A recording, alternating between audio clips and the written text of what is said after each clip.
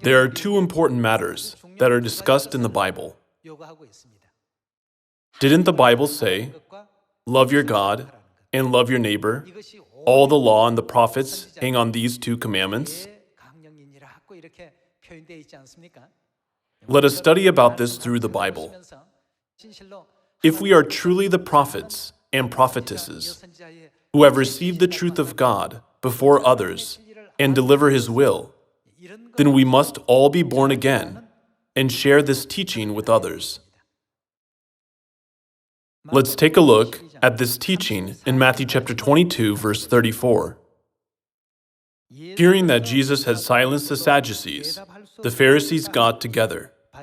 One of them, an expert in the law, tested him with this question, "Teacher, which is the greatest commandment in the law?" Jesus replied, "Love the Lord your God with all your heart and with all your soul and with all your mind." Here, with all your heart and mind, means with 100% of your heart and mind. This is the first and greatest commandment, and the second is like it. Love your neighbor as yourself. All the law and the prophets hang on these two commandments. This is what the Bible teaches us.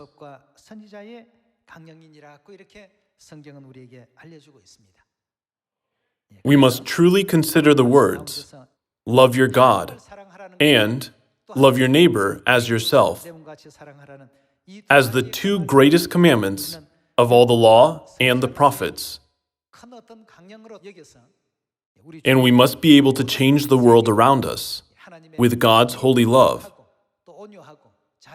that is compassionate and full of mercy. Let's turn to 1 John chapter 4, verse 16. And so we know and rely on the love God has for us. God is love. Whoever lives in love lives in God, and God in him.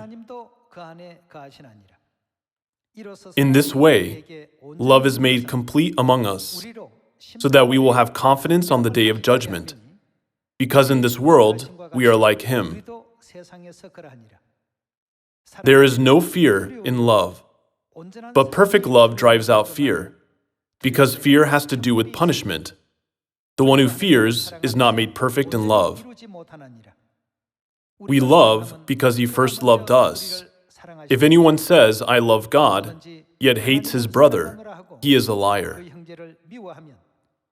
For anyone who does not love his brother, whom he has seen, cannot love God, whom he has not seen. And He has given us this command: whoever loves God must also love his brother. God is love. So, though we all come from different backgrounds, having different ways of speaking and acting, we must always ask ourselves, am I living according to the words of God?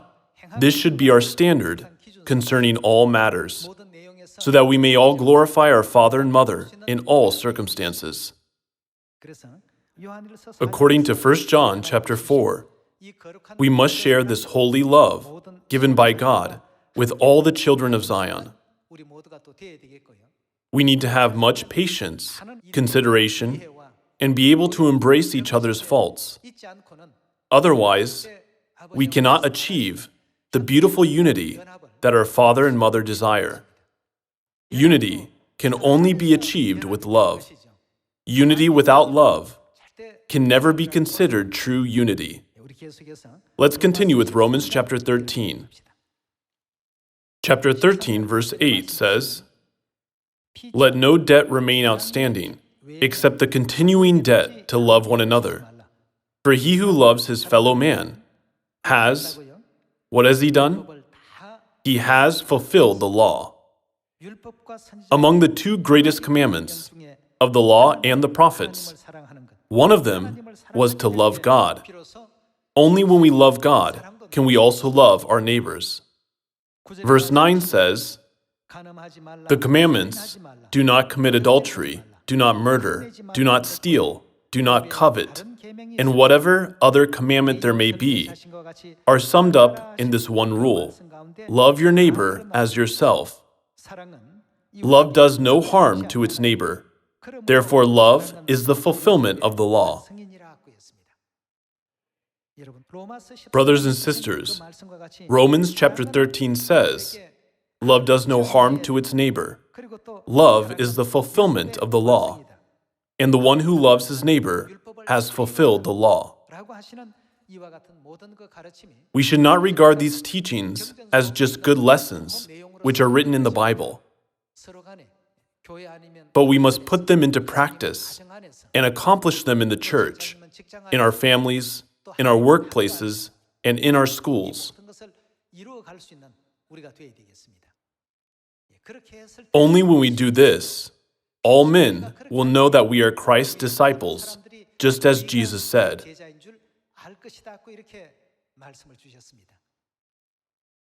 I hope that our Zion will be able to practice God's love abundantly. By this, I would like to conclude today's sermon. Thank you very much.